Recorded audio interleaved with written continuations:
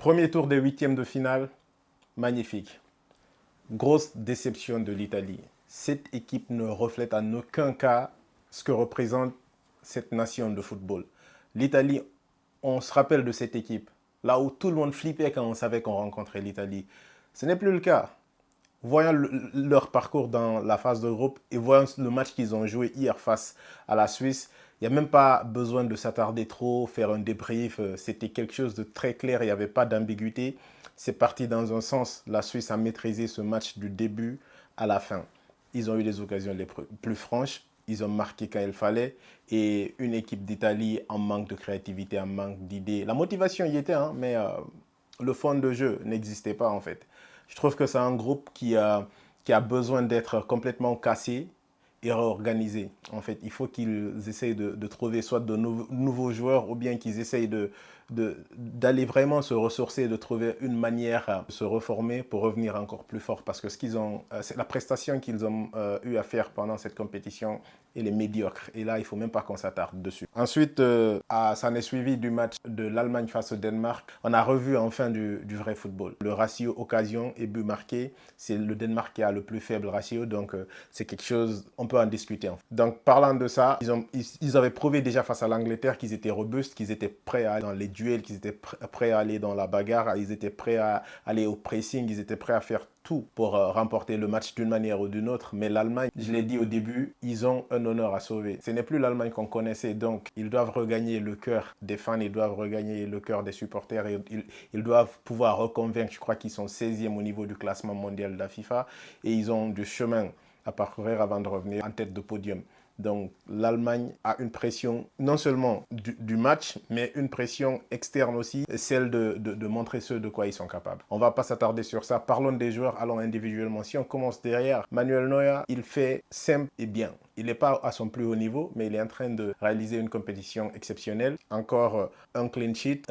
Il est en train de faire une prestation. Je pensais qu'ils allaient mettre Ter Stegen à sa place à un moment donné, mais je trouve que c'était une bonne décision. Nagelsmann, il est intelligent, il sait ce qu'il fait. En défense, il y a eu Schlotterbeck qui a remplacé Jonathan Tah parce que Jonathan Tah a eu 2 cartons jaunes, donc ce qui l'empêchait de jouer ce match-là. Mais Schlotterbeck, il a fait une prestation de malade mental. Il a assuré sur toute l'étendue de la rencontre. Il a été au top. Il a prouvé qu'il méritait sa place. C'était un remplaçant, mais qu'il méritait malgré tout sa place. Milieu du terrain, Gundogan, que je trouve au fur et à mesure qu'on avance dans la compétition, il regresse. Quelque chose que je n'apprécie pas beaucoup parce que c'est un joueur pour qui j'ai beaucoup d'admiration. Chocros, il n'y a pas beaucoup de choses qui changent. C'est un mec, il est tout le temps au top. Il essaye de faire comme ça se doit. Il est tout le temps au top. Donc, il n'y a pas beaucoup de choses à dire sur lui. On avance un peu plus haut. On va parler de Jamal Musiala qui, pour moi, mérite jusque-là, en tout cas, d'être nommé meilleur joueur de cette compétition sur tous les plans. Il défend, il attaque, il est dans les dribbles, il est dans les contacts, il marque, il fait des passes D. Donc, c'est un joueur qui porte vraiment cette équipe avec une insouciance, avec une sérénité, avec une jeunesse. C'est fabuleux à voir. En attaque,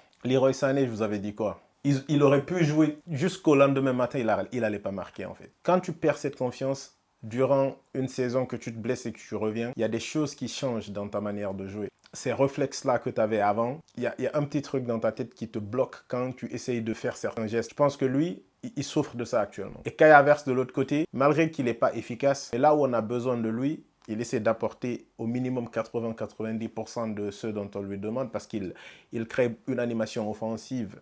Il rate beaucoup de buts, mais il crée du danger. Il crée du danger, énormément de danger. Donc j'ai apprécié beaucoup ce match à opposer l'Allemagne au Danemark et j'espère qu'on en verra des matchs comme ça dans les phases qui vont s'en suivre. Donc la Suisse se qualifie, l'Allemagne se qualifie. Toutes les deux équipes, je dirais, qualifiées de manière méritée. On va parler du hors-jeu, ensuite une minute après du penalty. Parlant du hors-jeu, la VAR est un outil qu'on peut apprécier. Mais à certains moments donnés de match, la VAR, ça gâte un peu le flow, ça casse l'émotion. Parce que ce hors-jeu-là, on parle de nanomètres en fait. C'est même plus de millimètres. Là, on est dans...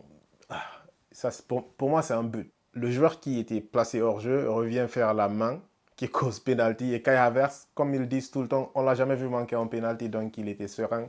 Il met le ballon petit filet. Je pense que l'Allemagne mérite de passer. L'Allemagne peut aller très loin dans cette compétition. On se retrouve pour les prochains matchs et merci de liker, de partager et de vous abonner. À plus.